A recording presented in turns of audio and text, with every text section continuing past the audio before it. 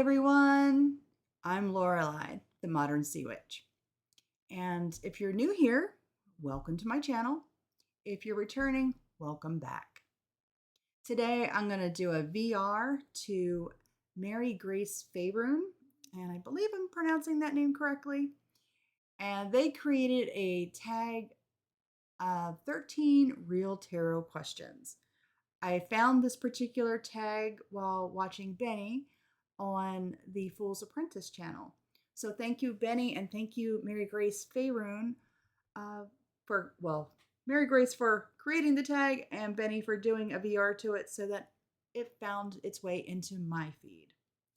I like this tag because it's more practice-based questions versus questions just concerning particular decks or styles of decks, that kind of thing.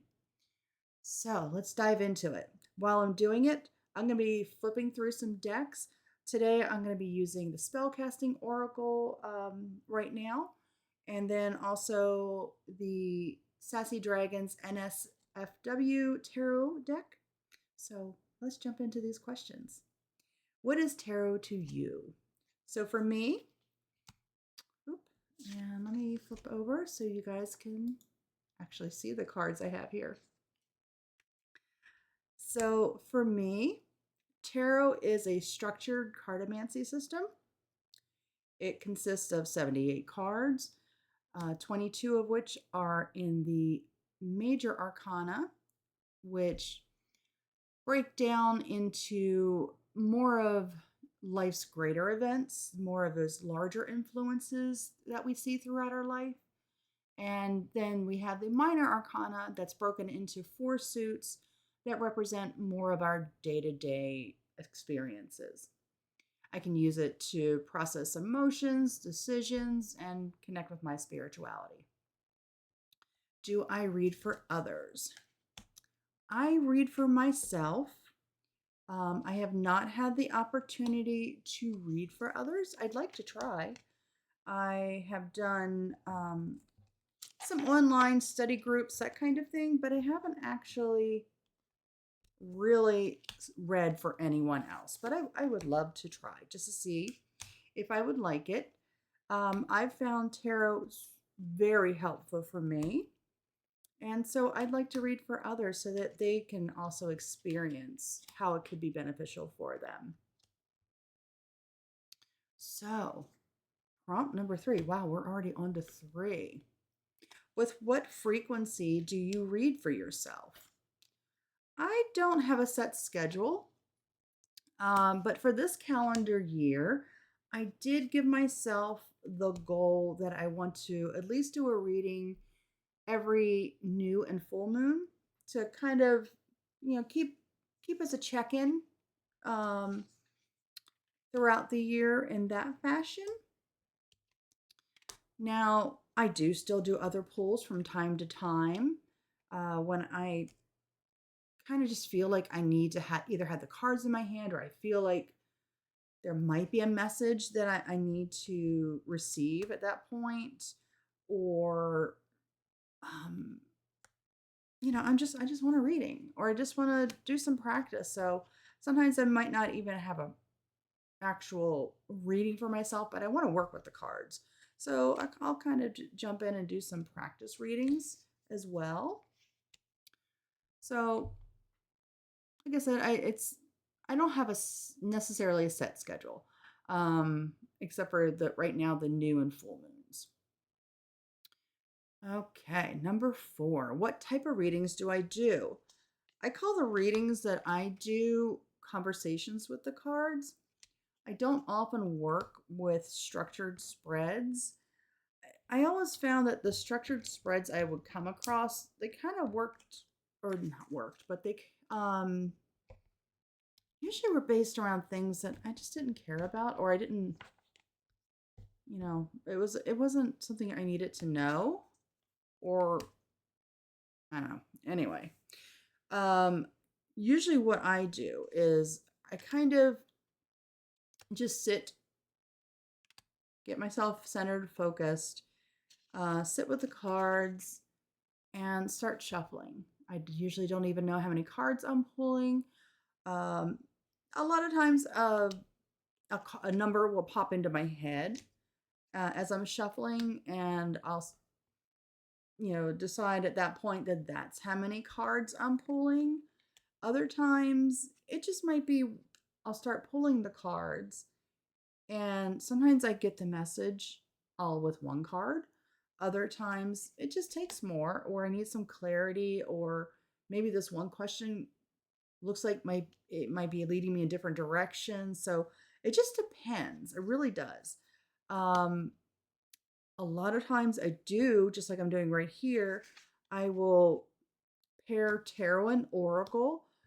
A lot of times the oracle for me in that situation is going to be more of a focal point for that reading, something to guide that whole reading.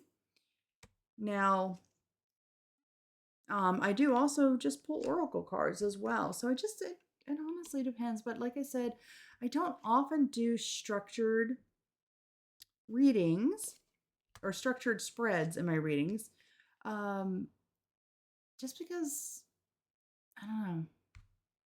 I like the fluid nature that I have with the conversational style. So number 5, what do I typically consult tarot for? So again, kind of going back to that last question, I don't tend to do set spreads because there's a lot that the questions they ask me, I don't resonate with necessarily. But when I consult the tarot, again, it's not for specific things. I don't have specific questions. Like I'm not asking, oh, am I going to win the lottery today? Am I going to get that job that I applied for? Um, those are more yes or no. And I don't think tarot, it can answer yes or no questions, but I don't think it's where it excels. It's better at more open ended style questions. If I wanted a yes or no, I could flip a coin. And I actually do have coins that I set aside specifically for that. I typically ask the universe for a message and see what it gives me. Sometimes it ends up being about correcting bad habits, or it can refer to specific events like, am I going to get that job? But I don't ask. I feel that it gives me more leeway in interpretation if I don't ask those specific questions. Again, something might come up regarding that career. Well, hey, look at this. Maybe it's telling me the old job that I was doing is over. It's time to set a new horizon and travel. Maybe, again, 301 is that expansive energy. So, maybe I'm looking at a career in travel now all of a sudden. So I don't like penning myself in with those um, types of questions. I let the universe speak. And I will say 99.9% of the time, when I get a spread, I'll call it a spread. When I lay all my cards out and I'm looking at them, they might speak to one of those issues that I'm thinking about. So I just love that synchronicity that happens. So I don't tend to like asking specific questions. Number 6, how do you classify yourself as a reader? Figurative, literal, by the book, experiential. I'd say I'm a blended reader. I'm very experiential the way I do my pulls. But I do also bring in everything I've studied in tarot over the years to really form that answer that the cards are giving me. So the artwork itself is very important. If I didn't vibe with this artwork, I wouldn't buy it. Now, honestly, while this is cute and adorable, I honestly didn't buy this particular deck for its artwork, even though, like I said, it is cute and adorable. I loved that with the Sassy Dragons. I don't even have to sit here and uh, guess or dig into the imagery to figure out what the deck is saying. I like in this instance, these particular cards are giving me advice, and it really just feels like it's coming from straight from Peggy's mouth. When I need those no nonsense answers, and yeah, I have a cute little dragon to look at. But the imagery does drive a lot of how I read. So, like I said, sometimes more, especially when I'm trying to read with Rider-Waite Smith, that particular deck, the original ones with Pamela Coleman Smith and Waite.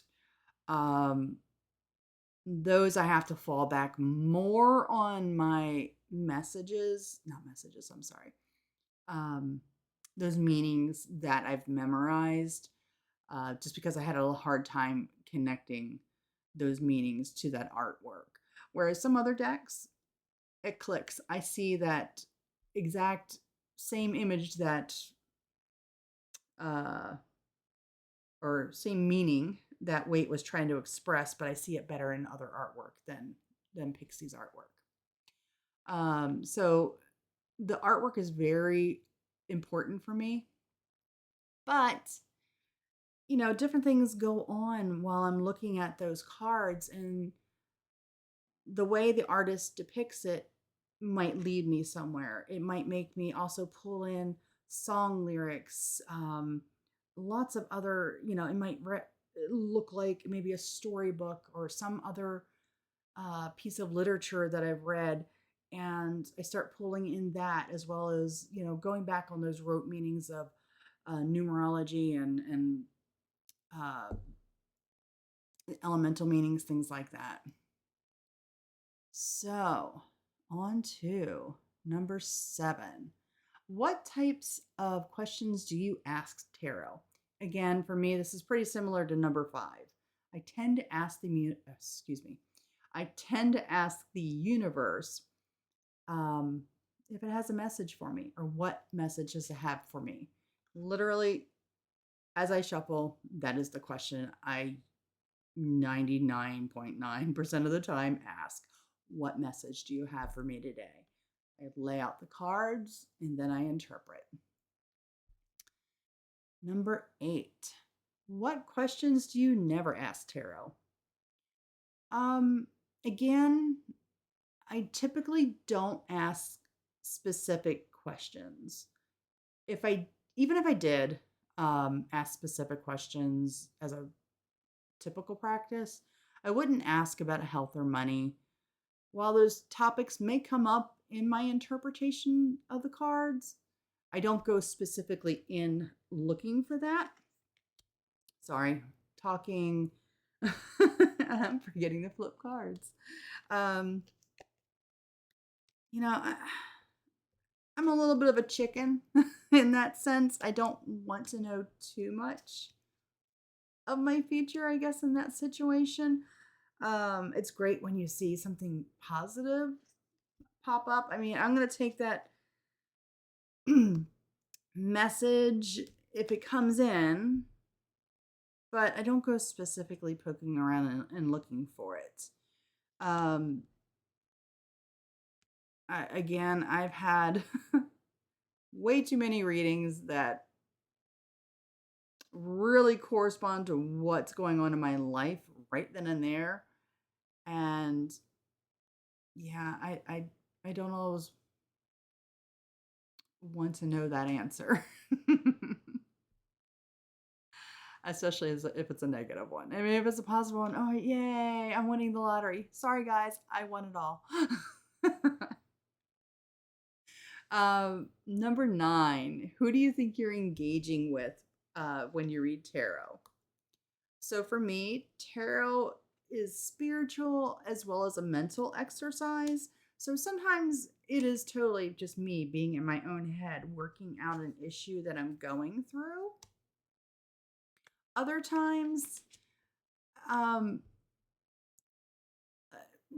I'll get a message and I feel like it is coming from something external. For me, I'm going to call that energy that I'm working with the universe. Whether that's all in my head or not is up for debate, but I can't discount the multiple upon multiple times that I've gone into a reading not consciously thinking about any specific topic, but the cards I received spoke directly to issues that are going on in my life at that time. So synchronicity is definitely at play, and that energy is all around us. And I just call it the universe, at least as an overarching thing. I did break down smaller other energies below that, but I'll say in general, I have had other specific entities that I've gotten messages from working with the cards, but in general, I call it the universe if it's not something already, that I'm working with in my own head. Number 9. No, I'm sorry, that was number 9.